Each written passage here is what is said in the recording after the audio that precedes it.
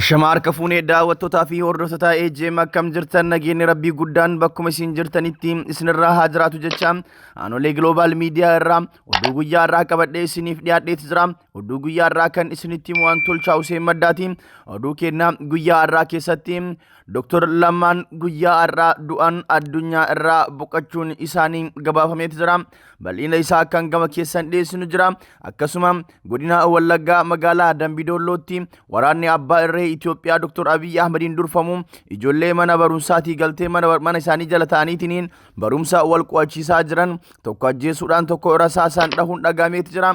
Bal'ina oduu kanaas kan gama keessan dhiyeessinu ta'a. Egaan daawwattootaa fi hordoftoota keenyaa kabajamoo tamsaasni keenya idilee guyyaa guyyaan EJM irraa isiniif darbu bifa salphaa ta'een akka isin bira ga'uuf warroonni YouTube channel keenya subscribe hin godhin YouTube channel keenya subscribe godhadhaa.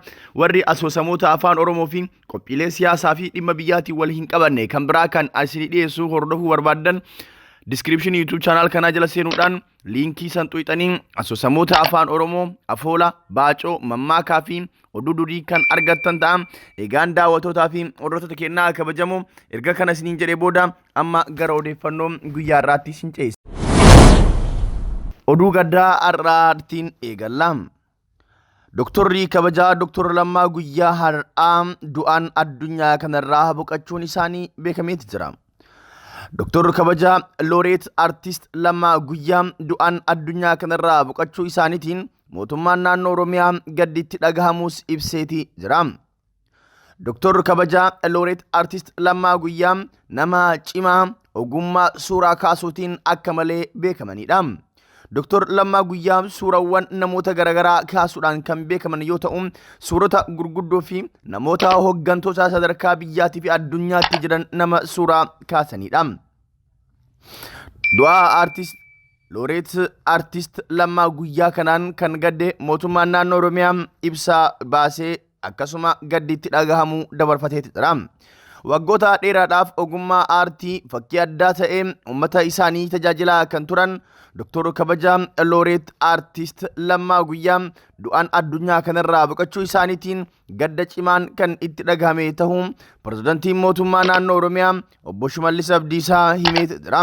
Artist Lammaa guyyaa aadaa, duudhaa fi eenyummaa uummata Oromoo uummattoota Itoophiyaa addunyaa biratti akka beekamuuf darbees hojiiwwan aartii eenyummaa Afrikaa ol kaasanii mul'isan kumaatamaan gumaachuudhaan uummata keenyaaf akkasuma nama Afrikaadhaaf oolmaa guddaa oolanidha. Obbo Lammaan hojiin isaanii himamee hin dhumu. Obbo Lammaan nama hojii gurguddaa hojjechuudhaan uummata Oromootii fi uummattoota Itoophiyaa biratti kabaja guddaa qabanidha. Fakkeenyummaan isaanii hojii aartii fakkii keessatti qabanis bara baraan kan yaadatamudha jedhe pirezidaantiin mootummaa naannoo Oromiyaa. Du'aan boqachuu aartistii qaalii kanaa maatii firoottan dinqisiifattoota uummata Oromoo fi uummattoota biyya keenyaa hundaaf jajjabina hawwa jedheeti jira pirezidaantiin mootummaa naannoo Oromiyaa. Artist Looreet Artist Lammaa guyyaa har'aa kan du'e kun suurawwan gurguddoo warra akka Jawaar Mohaammed, Lammaa Magarsaa, Baaraak Huseen Obaamaa fi Dr. Abiy faan hangafee namoota hedduuf suuraa isaanii harka isaaniitiin bareechee kaasuudhaan nama jaba leellifamedha. Sadarkaa Itoophiyaatittuu namni ogummaa suuraa kaasuutiin yeroo ammaa kana Looreet Artist Lammaa guyyaatti namni dhiyaatu akka hin jirre namooti hedduun ragaa ba'u. Egaa ka guyyaa irraa biyyi keenya nama cimaa akka kanaati dhabde. Du'uu yookaan boqachuun Looreet Artist Lammaa guyyaa kanaan wal qabatee biiroon aadaa fi turizimii Oromiyaa boqachuu Dr. kabajaa Looreet Artist Lammaa Magarsaa gadda itti dhagahamee ibseeta jira. Hojii aartii gumaacha guddaa uummata Oromoo fi biyya kanaaf nama gumaatan dhabuun keenya gadda guddaadha jedheeti jira biirichi. Hojii fakkii kaasuun nama jabaa dhabne maatii fi dinqisiifattoota isaanii fi jajjabina hawwina jedhan hoogganaan biiroo aadaa fi turizimii Oromiyaa obbo Kabbadaa Deessisaa. Gama biraatiin immootu Dr. kabajaa Looreet Artist Lammaa guyyaa har'aa onkololeessa 16 bara 2013 akka lakkoofsa Habashaatti addunyaa kanarraa boqachuu isaaniitiin gadduu isaanii kan himan kantiibaan itti aantuu magaalaa Finfinnee Aadde Adaanach Abeebeeti. Gadda boqachuu Doktora Kabajaa Looreet Aartist Lammaa Guyyaa isaaniitti dhagahamee ibsa maatii fi firoottanii fi michuuwwan isaaniitiif jajjabina hawwaniiti jiru. Dabalataan hordoftoonni sooshaal miidiyaa Aartist Lammaa Guyyaa jaalatanii fi dinqisiifatan hedduun isaanii gadda itti dhagahamee ibsataatii jiru. Egaan daawwattootaa fi hordoftoota keenyaa kabajamoo waa'een boqachuu Looreet Aartist Lammaa Guyyaa kana fakkaata.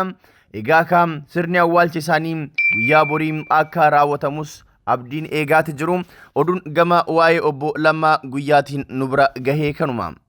Egaan daawwattootaa fi hordoftoota keenyaa oduu kennaa itti aanuudhaan guyyaa kaleessaa waaree booda magaalaa Dambidolloo naannoo yuunivarsiitiitti dargaggoota mana ofii jala ta'anii waliin barumsa isaanii qayyabachaa turan irratti dhukaasa banameen namni maqaan isaa Milkeessaa Dabalaa jedhamu ajjeesaniiti jiru jechuudhaan maddeen kennaa magaalaa Dambidolloo irraa ergaa kana nuuf ergan nutti himaniiti jiru. Nama Shibbiruu Waldee jedhamu ammoo kan madaa'e yoo ta'u yaala akka hin arganneef paatroolii irratti fe'amee gara kaampii poolisiitti geeffameera jedha. Maddi kennaa magaalaa Dambidolloo irraa ergaa isaa nuuf dabarse. Qeerroowwan kunniin badii tokkollee qabaatanii osoo hin tahin jaalalaa fi kabajaa waraana bilisummaa Oromootiif waan qaban qofaaf waraanni bilisummaa Oromoo jaalachuu isaanii yakka tahee ajjeechaaf isaan geessee jedhan maddi kennaa magaalaa Dambidolloo irraa yaada kana nu erge. Maddi kennaa magaalaa Dambidolloo irraa yaada kana nu erge ammas itti dabaluudhaan ijoolleen tunniin hawaasa keessatti ijoollee kabajaa guddaa fi jaalala guddaa qabdudha. Ijoollee jireenya hawaasummaa keessatti hawaasa isaanii biratti beekamtii fi ulfina guddaa qabanidha. Uummata biratti akka malee jaalatamu barumsa isaanii irratti illee baay'ee cimoodha. Namooti kunniin akkuma uummata isaanii jaalatan qabsoo sabaas waan jaalataniif waraana bilisummaa Oromoo qofa waan jaalataniif kanaaf mootummaan abbaa irree ijoollee kana kaan ajjeesuudhaan immootu kaan rasaasan dhahee gara mooraa waraana isaatti fudhateera jedhan. Oduma kana mirkaneessuudhaaf Farhaan Abdusalaam karaa fuula Facebook isaatiin kaleessa waaree booda magaalaa Dambidolloo naannoo yuunivarsiitiitti dargaggoota lama kan mana ofii jala ta'anii waliin qayyabachaa turan irratti dhukaasa bananii nama tokko ajjeesanii tokko madeessanii isa madeessan gara kaampii isaaniitti fudhatanii deeman jechuudhaan Farhaanis karaa fuula Facebook isaatiin oduma kana mirkaneesse.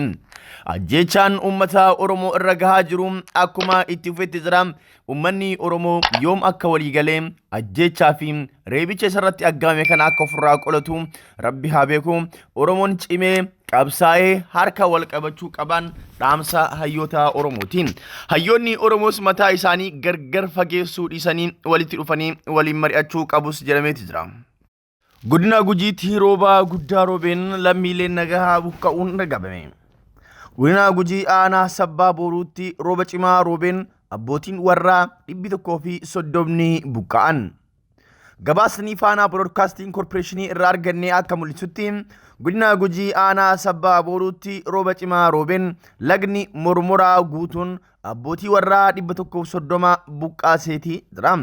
Manneen jireenyaa fi ooyiruurras balaa dhaqqabsiiseeti jira. Maatii 1,320 qe'eef qabeenya isaanii irraa buqqaaniiti jiru. Itti gaafatamaan waajjira hoggansa sodaa balaa godina Gujii obbo Tasfaahee Gammachuu sababa balaa lolaa kanaan lammiileen miidhaman deeggaruuf gareen lama ijaaramee deeggarsa midhaan nyaataa fi uffata taasisaa jira jedhaniiti jiru. Godina Gujiitti namni 1,320 ol sababa balaa lolaa kanaan kan miidhaman yoo ta'u isaan kunniin rakkoo hamaa keessa akka jiranis gabaafameeti jira. Balaa lolaa bara kanaatiin namoonni hedduun kan miidhaman yoo ta'u biyyuma keenya Oromiyaa keessatti layni Hawaash akka malee namoota hedduu kan buqqisee fi akkasuma hoteela riizoortii Soodaree irras garagaluudhaan hoteelicha akka hin jirre godhuun isaa ni yaadatama. Gama biraatiin layni Hawaash achuma biyyuma keenya keessa naannoo Affaaritti uummata Affaar gara nama 300 olitti lakkaa'aman qe'eef qabeenya isaanii irraa buqqiseetii jira. Gama biraatiin lagni Naayil guutuudhaan warra Suudaan magaalaa Kaartumii fi guutummaa Suudaan irra balaa lolaati miidhaan hamaan qaqqabeetii jira. Sudaan balaa lolaa kanaan magaalaan Kaartuumii fi guutummaan biyyattii akka malee kan miidhamte yoo ta'u, mootummaan biyyattii labsii yeroo muddamaa baatii 3 labsuun isaa ni yaadatama. Egaan daawwattootaa fi hordoftoota keenyaa kabajamoo oduun guyyaa har'aa qabadhee isiniif dhiyaadhee kanuma. Oduu keenyaa biraatiin deebinee yeroo biraan ga'uu agarruutti turtii gaarii isiniif haa taatu jecha warroonni karaa YouTube channel Tolchaa Hussein jedhuun asoosamoota afaan Oromoo fi qophiilee siyaasaa waliin qabannee tokko hordofuu barbaadan descriptionii kana jala galuudhaan YouTube channel keenyaa subscribe godhadhaa. Achiin asoosamoota afaan Oromoo garagaraa hordofaan immoo affeerraa kenna.